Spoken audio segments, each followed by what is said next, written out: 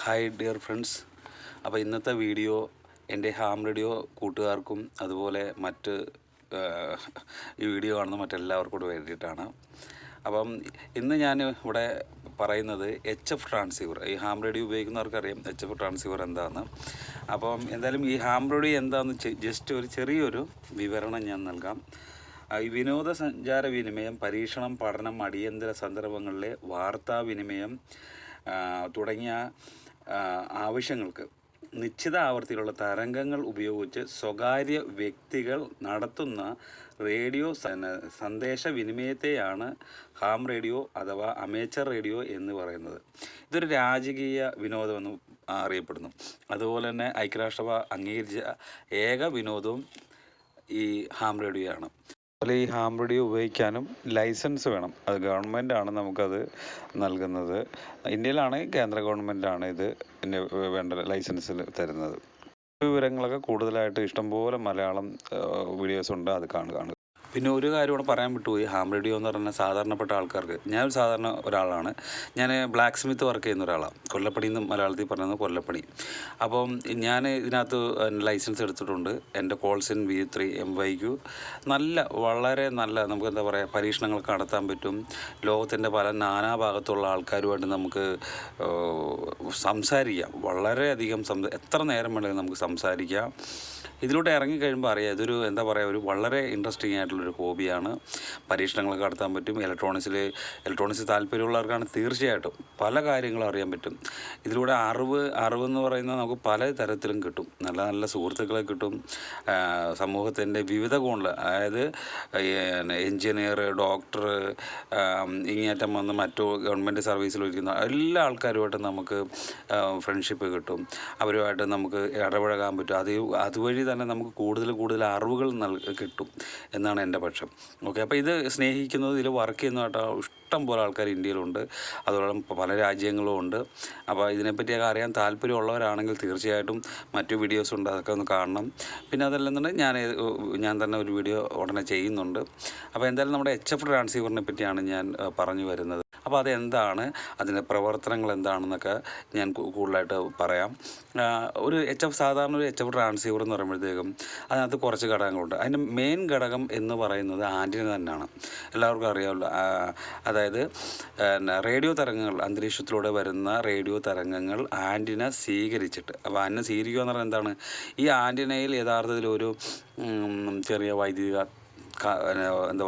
വൈദ്യുതി ഉണ്ടാവും അതിനകത്ത്, വളരെ ചെറുത്.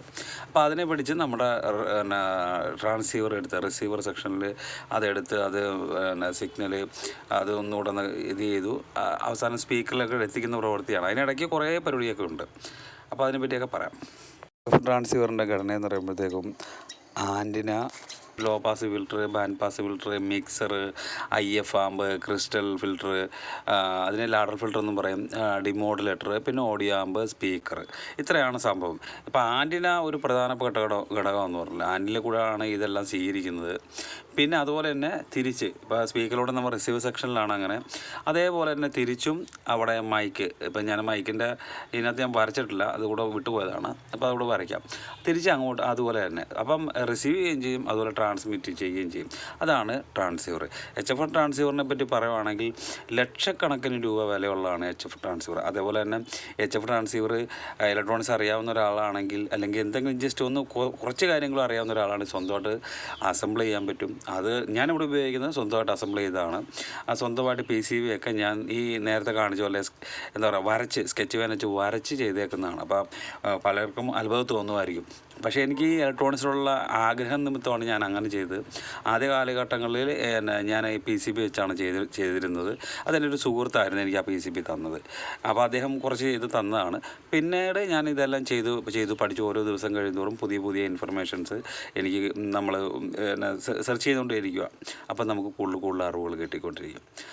അപ്പോൾ ഇലക്ട്രോണിക്സിൽ പരീക്ഷണങ്ങൾ നടത്തുകയും ചെയ്യാം. നമുക്ക് കൂടുതൽ ഉദാഹരണം വരും ഓരോ സാധനം. അപ്പോൾ എനിക്ക് തോന്നുന്നത് ഇതിനെപ്പറ്റിയൊക്കെ വ്യക്തമായൊരു അറിവുണ്ടെങ്കിൽ സർവീസിങ് ഒക്കെ എളുപ്പമാണ്. അതായത് റേഡിയോയുടെ ആയാലും TV, അങ്ങനെ ഏതു സാധനത്തിൻ്റെ ആയാലും.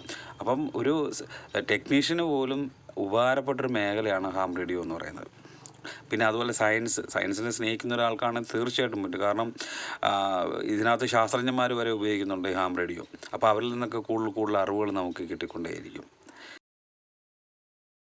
ട്രാൻസീവറിൽ ആദ്യമായിട്ട് തന്നെയാണ് ആൻറ്റിനയിൽ നിന്ന് ചെറിയൊരു സിഗ്നൽ കിട്ടുന്നു.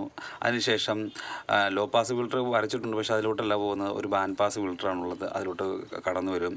അപ്പോൾ നമുക്ക് ആവശ്യമുള്ള ഫ്രീക്വൻസി ബാൻഡ് മാത്രമേ അതിനകത്തൂടെ കടത്തി ഇവിടത്തുള്ള മിക്സർ എന്ന് പറഞ്ഞു കഴിയുമ്പോഴത്തേക്കും ഒരു മിക്സിംഗ് സ്റ്റേജാണ്.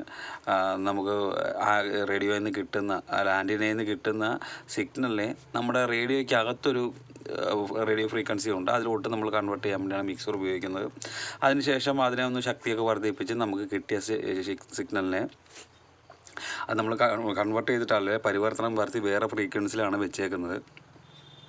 അതിനെ വീണ്ടും നമ്മുടെ നമ്മുടെ ശബ്ദ തരംഗങ്ങളിലോട്ട് മാറ്റേണ്ടതുണ്ട്. അപ്പോൾ ഈ റേഡിയോ തരംഗങ്ങളകത്ത് ഇരിക്കുന്നതെന്ന് പറഞ്ഞാൽ ശബ്ദ തരംഗങ്ങളാണ്.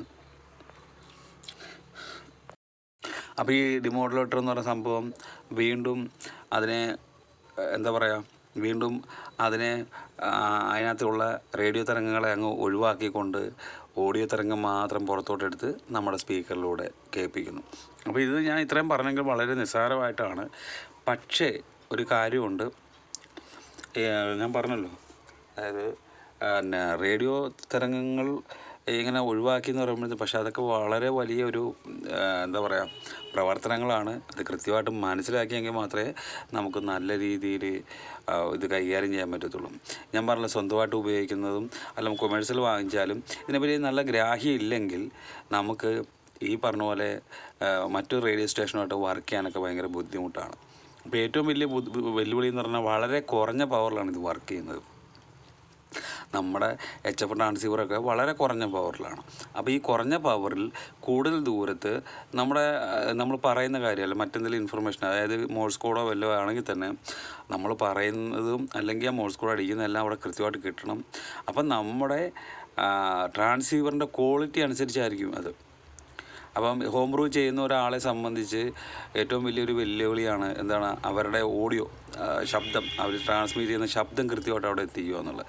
അപ്പോൾ അതിന് ഈ HF ട്രാൻസ്സീവറിന് ഒത്തിരി കാര്യങ്ങളുണ്ട്, അതൊക്കെ നമുക്കൊന്ന് കൃത്യമായിട്ട് പഠിക്കണം. അതുപോലെ എന്താണ് ഓഡിയോ എന്ന് നമുക്ക് കുറച്ച് പേർക്കൊക്കെ അറിയാം. ഓഡിയോ എന്ന് പറഞ്ഞാൽ ശബ്ദമാണ്. നമുക്ക് കേൾക്കാൻ പറ്റുന്ന ശബ്ദത്തിനൊരു പരിധിയുണ്ട്. അപ്പോൾ അതിനെപ്പറ്റിയൊക്കെ കൃത്യമായിട്ടൊരു പഠനം ഈ റേഡിയോ ആയിട്ട് ബന്ധപ്പെട്ട ആവശ്യമാണ്. എങ്കിൽ മാത്രമേ അത് പരിപൂർണ്ണതയിൽ എത്തത്തുള്ളൂ.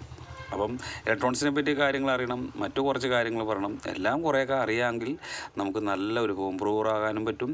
അതുപോലെ തന്നെ നല്ലൊരു എന്താകാനും പറ്റും, ഒരു ഹാമാകാനും പറ്റും.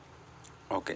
അപ്പം വരും ദിവസങ്ങളിൽ ഓരോ പാർട്ടായിട്ട് ഇപ്പോൾ ഓരോ സെക്ഷൻ്റെയും പ്രവർത്തനങ്ങൾ എന്താണെന്നും അപ്പോൾ അത് എങ്ങനെയാണെന്നുള്ള വിവരണങ്ങളെല്ലാം വരും ദിവസങ്ങളിൽ കാണും.